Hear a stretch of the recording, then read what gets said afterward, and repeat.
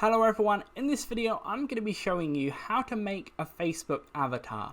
So this would be for Android, iPhone and the same type of process on your computer as well. So first of all, you're going to want to click on the three little lines once you're on the Facebook homepage. For me it's in the bottom right hand corner, for you it could be the top right, but wherever it is, the first step is to click on that.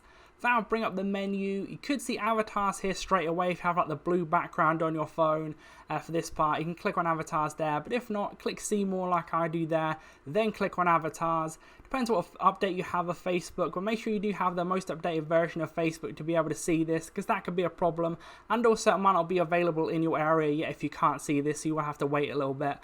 But click avatars, it will load for a few seconds. You can click continue for a few bits there. Then the first step is picking your skin tone. You want to click on that. And then you want to go through and you can change like things like your hair color, the length of your hair, like outfits, eye color, loads of different things, similar to like the Snapchat Bitmoji if you've used that before. But once you're done, you want to click on the top right hand corner where the little tick is there. That will kind of save your Bitmoji and use for future. So once you're done picking all them things, you want to click on that.